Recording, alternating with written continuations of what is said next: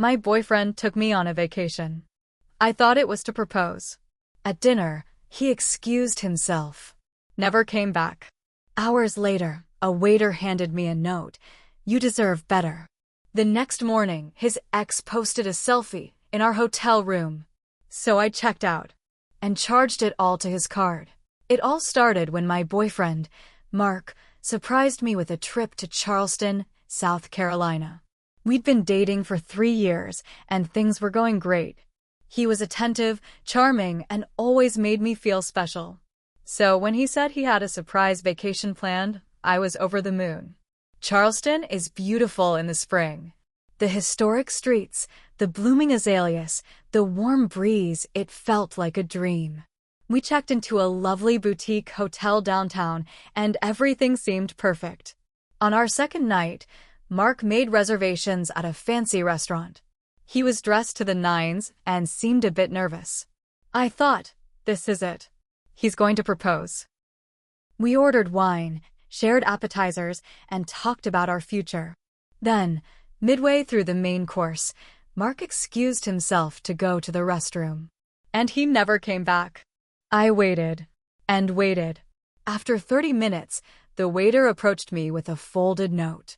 It read, "You deserve better." I was stunned. I tried calling him, but his phone was off. I went back to the hotel, hoping he'd be there. He wasn't. A month after the Instagram chaos, I got a letter in the mail. It was from a law firm in Atlanta. Mark was suing me for fraud. Apparently charging the hotel expenses to his card, despite him booking the trip and vanishing, was unauthorized use. I laughed out loud when I read it, but then I realized he was serious. He claimed emotional distress, financial hardship, and reputational damage. I got myself a lawyer, Samantha, tough, no nonsense, and a little scary in a good way. She looked at the paperwork and smirked. He's bluffing. But we're gonna make him wish he never tried. Mark had to show up for a deposition. I sat across from him in a stuffy office, face to face for the first time since he disappeared during dinner. He looked tired, older, nervous. I never meant to hurt you, he mumbled when the lawyers stepped out for a moment. I stared at him. You didn't even leave me the decency of a goodbye. He said nothing. Turns out, Rachel had dumped him 2 weeks after their hotel fling. She posted it all on TikTok, how she was only in it for revenge after he cheated on her with me. She called him a serial liar with a soft chin. Ouch! Then Samantha found something.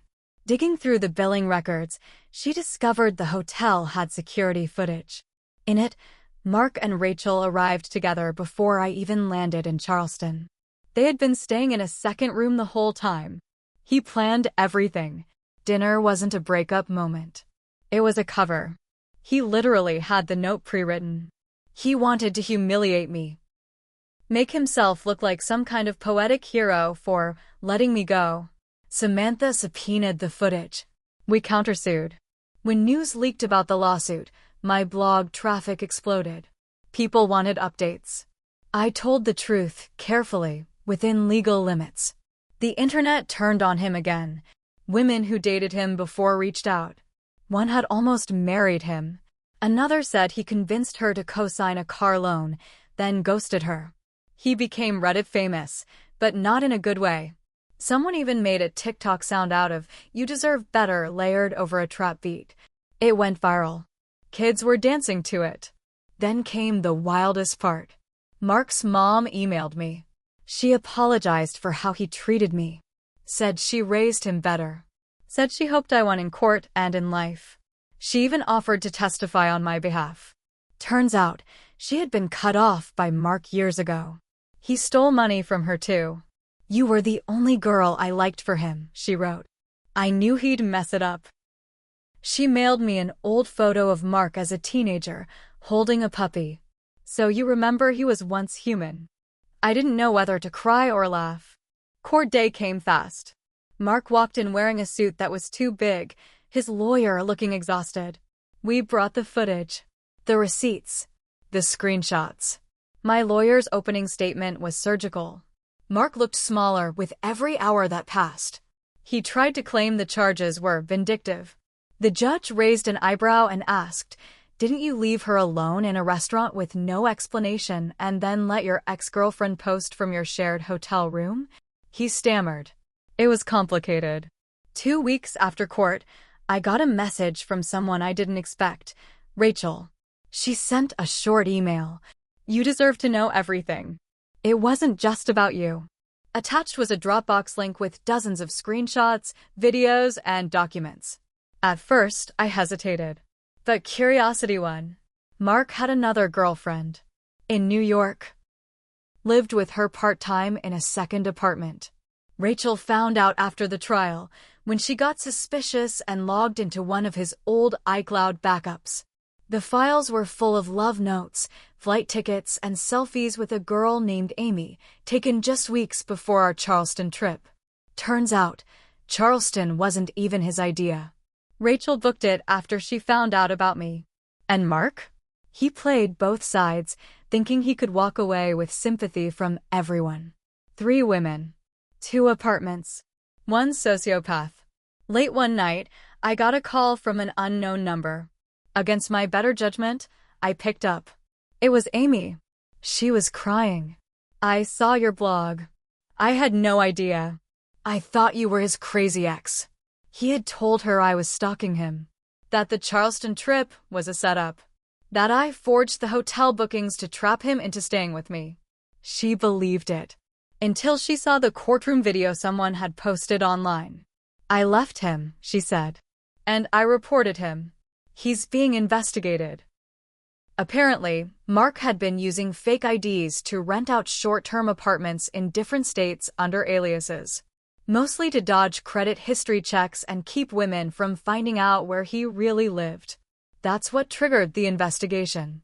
It wasn't just about bad breakups anymore. He'd been scamming landlords, dodging taxes, and possibly committing identity fraud. The FBI didn't knock, but there were murmurs. His bank accounts got flagged. Someone from his old job reached out.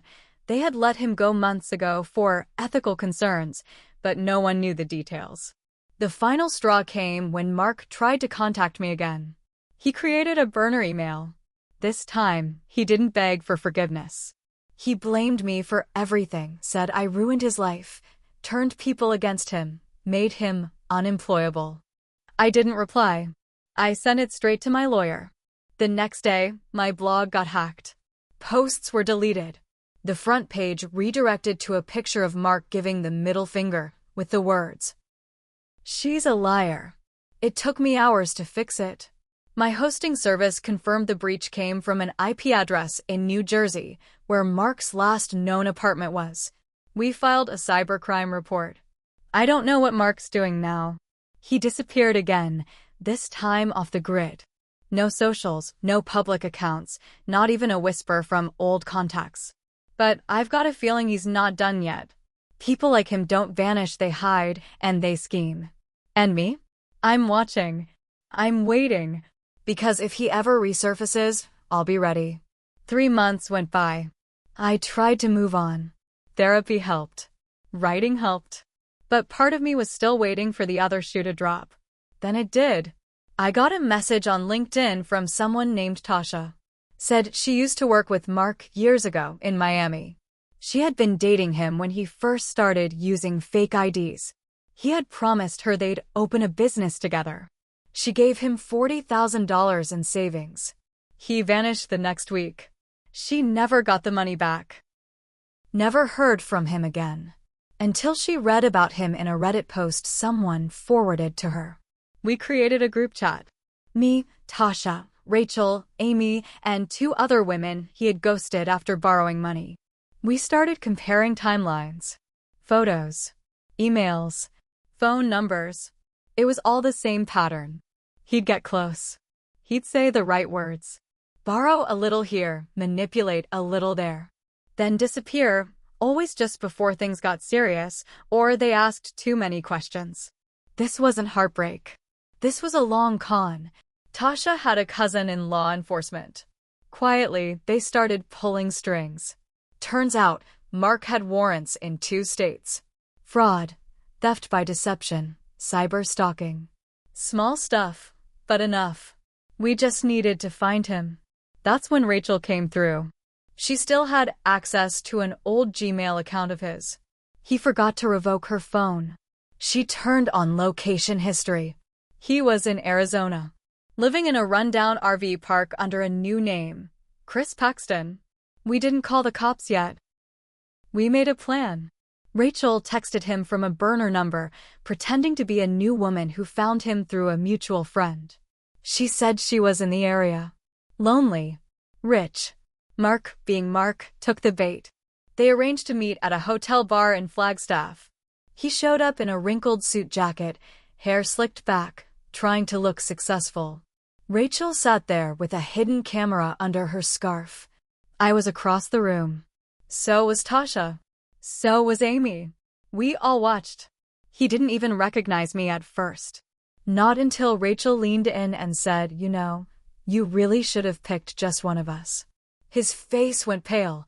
Then, 2 plainclothes officers approached the table. Mark tried to run. Didn't make it 10 feet. Mark was charged with multiple counts of fraud, identity theft, and cyber harassment. The FBI took interest once they saw the pattern. I testified. So did Tasha, Rachel, Amy, and another woman who showed up just before trial. Her name was Lily. He took her parents' money to invest in crypto. She lost everything. The jury didn't take long. Guilty on all charges. He got 7 years. I won't lie to you. Part of me did enjoy watching him squirm in that courtroom. Part of me wanted revenge, and I got it.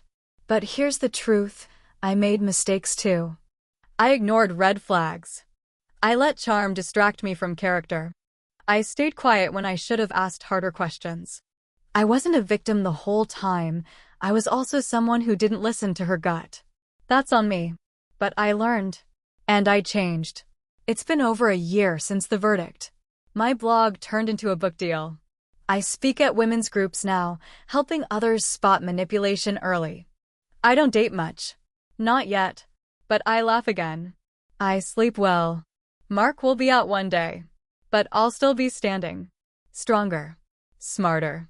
And unshakable.